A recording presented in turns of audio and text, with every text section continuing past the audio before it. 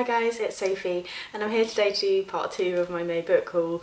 I kind of knew this was coming. I think book buying bans just result in massive rebounds for me, so maybe I won't do so many again, but then I did like using the library, so we'll see how we go. But for now I've got a fair amount of books to show you. Okay, so we're going to kick off with the one that some of you have probably seen before. I have done a full review of this one and it is A Whole Life by Seethaler. The book itself though is so beautiful. I'm going to do like a close-up for you. It's just absolutely stunning. It has French flaps, it's got everything we love.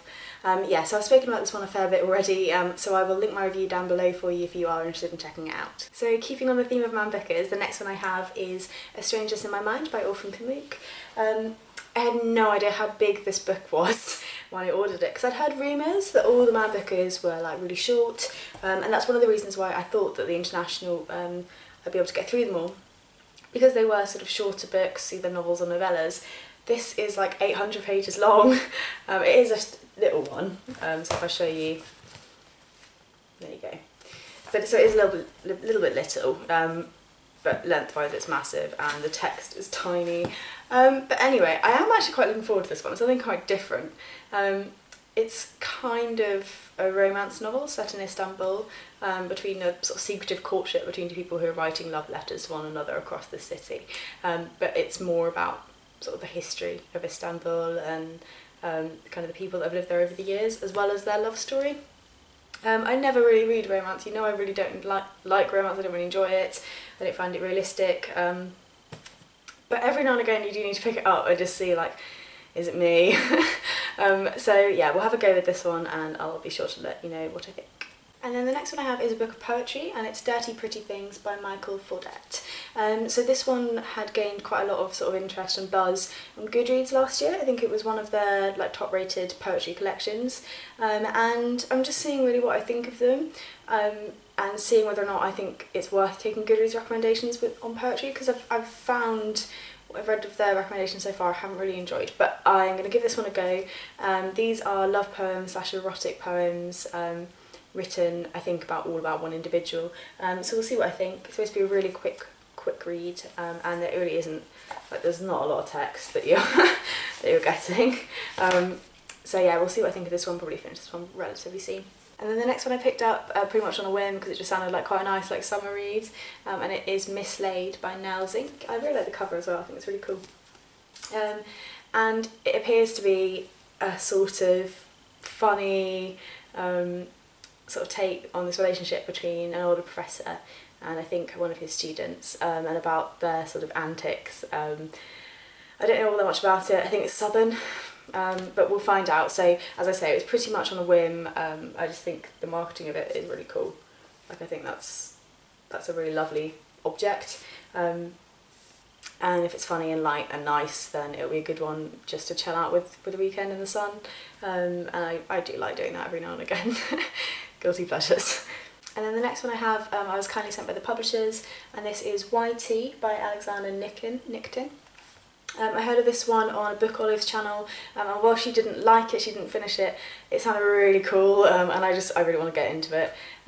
So it's basically about a group of radiophysics students who decide to devise a strategy game that is sort of based on real life politics and real life sort of war antics, but unfortunately they're doing this in like Soviet Russia, and the KGB aren't happy, and it's about them sort of playing this game and writing this game and the consequences of them doing so. Obviously I did physics at uni, and I think part of that sort of feeling is going in there as well, and I don't know, every now and again I just miss the sort of university experience, and I think it would be nice just to dive back in and see people excited about physics for a little bit. It doesn't happen very often. Okay, so next we're going to move on to non-fiction. I picked up a few non-fictions this time round. Don't really know why, I just sort of fancied it. I think probably after I bibbed my review of When Breath Becomes Air, a few people have recommended stuff to me. So I picked up Atul Gawande's Better, which sounded interesting to me on sort of two parts. So it's got that sort of doctor's experience of the job role, which is kind of what we gained in When Breath Becomes Air, but sort of more interestingly it's about performance and about the ways in which doctors can better themselves, and the sort of practice as a whole. That's really interesting to me. It's kind of my job. I work in HR, and one of the big things that we do in HR is how to make people work more effectively and be happier while they're doing so. So I think this is going to be like a dual interest for me. We're going to have that individual's perception of their role, kind of similar to how we had in When Breath Becomes Air, but with less tears. But I think more interestingly, it's going to be kind of a little bit about how doctors and nurses and hospitals sort of deal with their HR, because it's not something that's all that big really.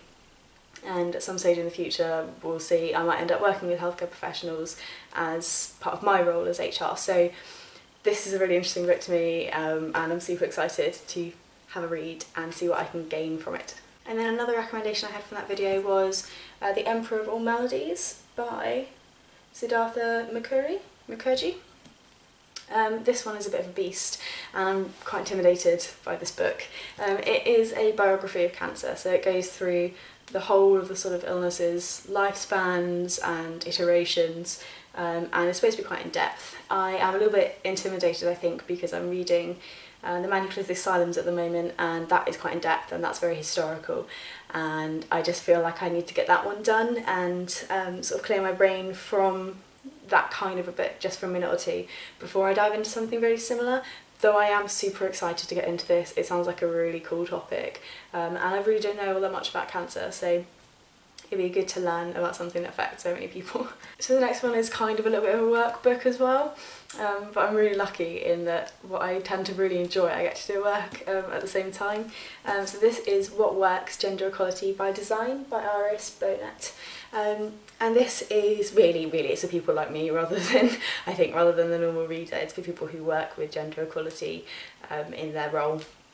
But what it is it's looking at different organisations, it's looking at what kind of diversity strategies people have put in place, why they don't work, why they do work, and then telling a little bit about the psychology behind the way to manage sort of equality in the workplace. So it's everything I like. You know, obviously you know that I'm really into sort of managing gender equality in my life and my perception of gender, and it's a big thing in the field in which I work, so I'm really excited to get into this one. So whilst this one sort of scares the bejeebies out of me, like this, yes, there's no fear here. Definitely let you know what I think of this one, because if I do find nice sort of accessible and nicely packaged books that are a little bit more about the sort of economics of sexism, then I would really like to recommend them to you, because I don't think there's all that many out there. So hopefully you have enjoyed the second half of my May haul. Let me know if you're interested in any of these books, let me know if you've read any of these books, let me know if any of them sound like the worst books you've ever heard of.